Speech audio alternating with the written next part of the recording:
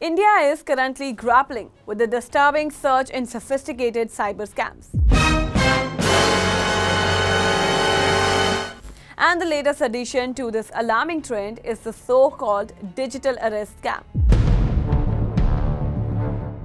A form of psychological extortion that has already cost victims crores of rupees and, in many cases, their peace of mind. From Tinder scams and fake credit card calls to loan frauds and tech support cons, Indians have faced wave after wave of digital deception.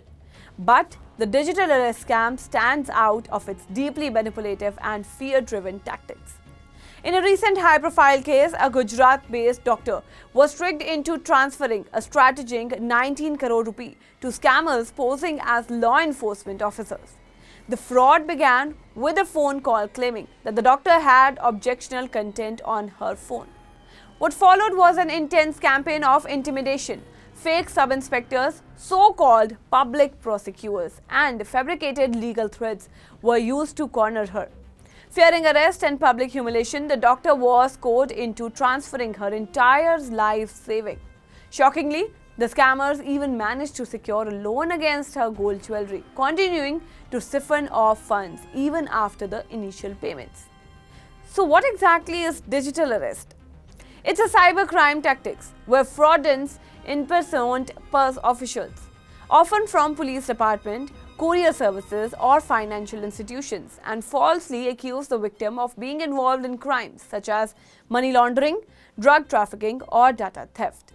Using scripted threats, fake documents and intimidating language, they convince victims that they are under digital arrest, meaning they're not allowed to hang up the phone, speak to anyone else or leave their home.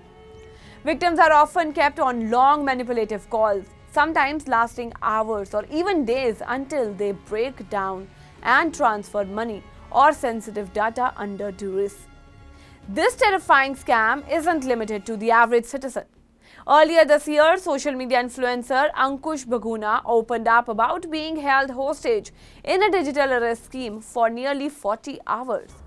He shared that the scammers accused him of sending a suspicious parcel containing illegal substances and claimed the package was tied to his Aadhaar card. When he panicked and protested, the scammers escalated the fear by pretending to transfer his call to police authorities, warning of an imminent arrest. Bahuguna later took to Instagram to warn others, stating that such scams prey on fear and confusion and urged people not to mock victims but rather spread awareness. Even more disturbing was a recent case in Bengaluru, where two women were targeted by fraudsters posing as Mumbai police officers during a chilling 9-hour video call. They were called into stripping for a medical examination under the pretext of verifying identity through birthmarks and tattoos. The entire interaction was recorded and used for blackmailing, marking one of the most invasive and dramatic forms of digital arrest reported so far. The rise in these incidents have finally led to legal action.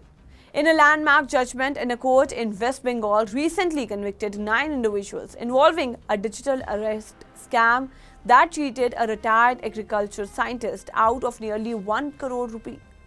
The convictions were found guilty under various provisions of the Bharatiya Nyaya Sanhita and the Information Technology Act, marking the first known legal conviction for a digital arrest scam in India.